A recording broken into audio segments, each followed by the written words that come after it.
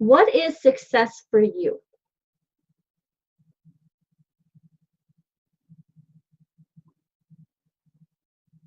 So it used to be, how much can I get accomplished? I would have a very long to-do list, again, of those little activities. And only if I accomplished all of them was that successful. If I accomplished 50%, I didn't make it. 70%, still didn't make it. I no longer believe that way, but that's where I was. So what is success for you now? Because that's such an important transition that you made. Success for me now is making sure that I've connected to my values during the day. And one of them is connection to humans, important humans. And if I've had more of that, just a connection with people, that is my success. Thank you. That's terrific. And I'm seeing up here, Steve saying it's very performance driven for him. You feel the same thing about the to-do list that Danielle mentioned before, that unless you got the whole thing done, that it wasn't success? I guess, yeah, to the most part. I just, performance driven as far as, if this is working well, then yes, it's very exciting. If I'm hitting my sales numbers, if I'm hitting my marketing goals, whatever those things are, I don't have to hit everything, but once I hit that one item, then I have that big energy of, yes, I did this, it worked, it was great, my attitude's great. And then the next thing could be, I didn't hit this, so it could be a letdown, a setback. Thank you. Who else has a way to view success? What's success for you? I got one. Do you still hear me okay?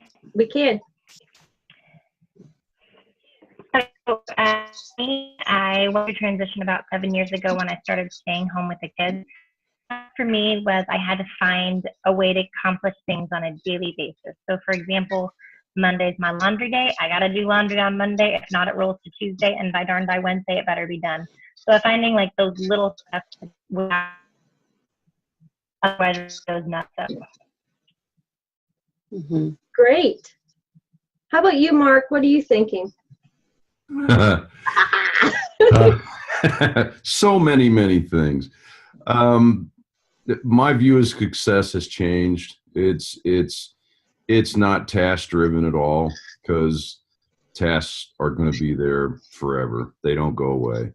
And I was just thinking about in terms of, the view of success is different whether you're talking about personally, whether you're talking about in a work setting, those things. And in a work setting, success for me is about seeing other people move forward.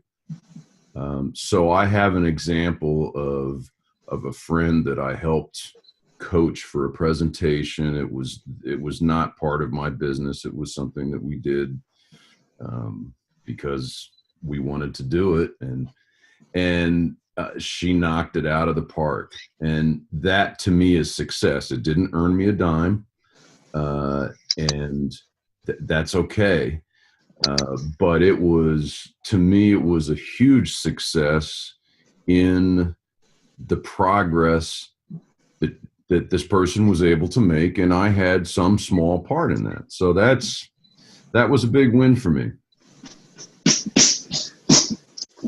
That's a really nice way to see things a little differently, that you're seeing success in the help that you gave to someone else in their progress. What do we have over here? Oh, Samantha gave us something great. It's inner peace and contentment and how she's showing up in the world. Has it always been like that for you, Sam? No, I've worked on that over the last year or two, definitely. And I definitely have to still fight to attach success to my productivity level. Oh, you guys are such the right people. I love this. Okay, we will keep moving forward unless anybody else has something to add about what success is for them. I do have something to add. it's something that I've come to the realization is that with the success, there's success amnesia. So you forget all that you have done and focus on what you didn't.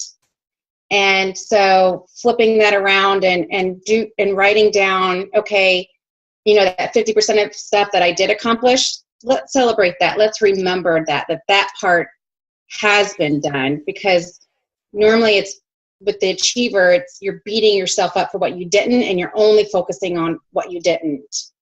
You know, that mindset at first. Before now, I'm like, you know, the rock star, but whatever. Danielle, I just want to say that I really like that, because I had come across that in some personal development a couple of years ago, and it said, when you finish the laundry, Robin, stop and celebrate that you did the laundry. And so I do, but it takes some time to practice that, and it takes some time to learn. Yeah. It doesn't come naturally. You guys are awesome at this. That's actually, celebration is actually the fifth thing that I think is the biggest struggle for achievers, because they think celebration is also a waste of time. Why should I put effort into celebrating when I could be achieving, getting something else done? So you guys are great at this.